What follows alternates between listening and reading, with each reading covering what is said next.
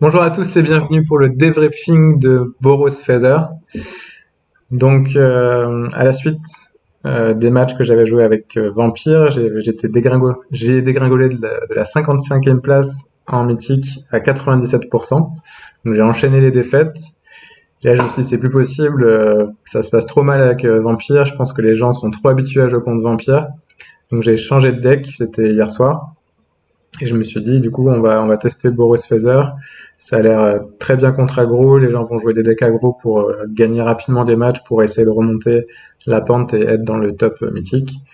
Et du coup, j'ai fait 4-1 tout seul de mon côté. Et après, dans les vidéos que vous avez, j'espère, regarder, qui sont sur YouTube, j'ai fait 7-1. Donc pour un total de 11-2, donc 85% de victoire. Vraiment un excellent pourcentage de victoire. J'ai eu la chance d'affronter beaucoup de decks aggro aussi et les parties se sont bien déroulées. Donc j'ai fait quelques erreurs dans les games. C'est pas un deck facile à jouer. Ça demande un petit peu de temps à s'habituer aux petits tricks de combat, aux interactions entre arcanistes. Plume aussi est pas si évident que ça à jouer, parce qu'on peut jouer nos spells à notre tour pour les récupérer, pour les jouer aussi à tour adverse. Donc ça prend un petit peu de temps pour s'habituer à bien jouer le deck. Mais vous voyez que même en jouant pas parfaitement, on peut faire un excellent score avec. Donc voilà, je vous conseille vraiment ce deck-là, il est très agréable à jouer. Euh, donc juste deux trois petits mots sur les cartes que j'ai pas jouées mais qu'on pourrait jouer. Donc il y a le patron de guerre de la Légion qui est une bonne carte. Ça dépend du metagame. Contre contrôle c'est excellent, mais contre mono-red, contre Bandscape Shift et tout, c'est pas terrible, donc j'ai décidé de pas le jouer finalement. Il y a Krenko aussi qui est pas mal, qui est assez proche de Legion Warboss, qui fait encore plus le café quand il est pas géré, parce qu'on peut le booster. Imaginons avec Aurelia, on lui donne +2/+0, il a 4 d'attaque, il met directement 4 tokens. On peut le booster avec la frappe provocatrice aussi. Donc Krenko aussi très intéressant dans le deck. J'ai pas assez d'expérience et de recul pour savoir lequel des deux est le meilleur, mais les deux sont vraiment très bien. En x1 aussi, on pourrait envisager un Tomic. Donc Tomic qui est une bonne bête, une 2-3 vol, donc une 3 d'endurance, c'est le chiffre clé pour pouvoir résister à Rage Téméraire, pour pouvoir le faire sur notre bête sans qu'elle meure. Et c'est une super carte contre Nissa, vu que Nissa peut pas cibler les lands pour en faire des 3-3. Donc une bonne carte en fonction du metagame. S'il y a beaucoup de Nissa, Tomic est excellent. Voilà, c'est à peu près tout. Dernier point, donc Boros Feather, c'est la version la plus stable et la plus jouée. Mais il y a aussi une version Naya avec un splash vert, principalement pour cet enchantement. Donc il dit à chaque fois qu'il y a une créature qui arrive en jeu, on fait le regard 1, et à chaque fois qu'on cible une de nos bêtes, on pioche une carte. En gros, c'est un peu comme si on avait un deuxième Feather qui fait de la value quand on cible nos cartes.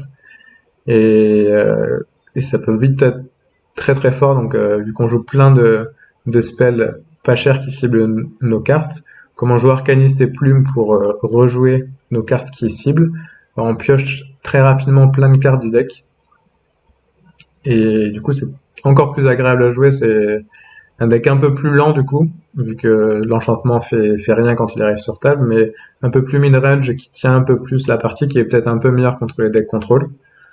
Donc vraiment aussi un deck très intéressant à jouer. Après en vert, on a Collision Colosse qui permet de gérer une bête volante ou booster +4/+2 piétinement nos créatures.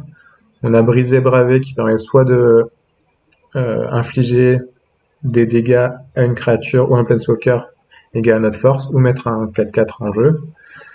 On peut jouer aussi Embuscade de Domri. Ah merde.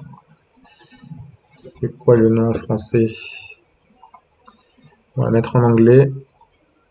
Je connais le nom en anglais. Tac, tac. Domri's Ambush. Voilà ça. Donc c'est vraiment un token un compteur +1/+1 sur une de nos bêtes, et elle fait des dégâts égal à sa force à une créature ou un Planeswalker. Donc ça permet aussi de gérer un Planeswalker pour juste 2 mana. Donc par exemple, si on a un Arcaniste en table, on fait l'embuscade de Domri. On met un compteur dessus, on tue une bête, par exemple une bête, une de 2, et on peut rejouer directement l'embuscade vu que l'arcaniste est passé à 2 de force, et du coup on peut rejouer nos spells à 2 comme ça grâce à ça.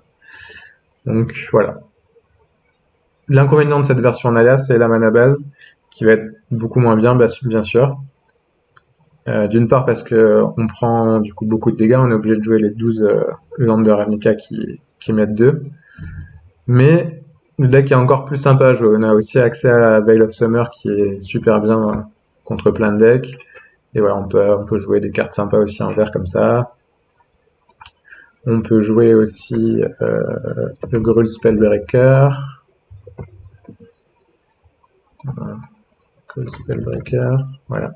Lui qui est très bien aussi en vert, qui a Hexproof pendant que c'est notre tour, donc ça permet de pas se prendre un removal à notre tour quand on va le booster, etc. Donc voilà, la version Naya aussi à essayer, peut-être encore plus fun, mais moins régulier et qui fait un peu moins de perf. Donc voilà, je vous conseille peut-être d'abord de commencer par Boros Feather, voir comment marche le deck, et du coup avoir un deck un peu plus régulier pour être moins frustré si vous faites des mauvaises sorties ou que vous avez des problèmes de mana. Donc voilà, c'est tout sur Boros Feather. Franchement, le deck est super agréable à jouer et je vous le conseille. Merci à tous pour ces vidéos et à bientôt pour une prochaine série de vidéos sur un deck promis plus original. Ciao!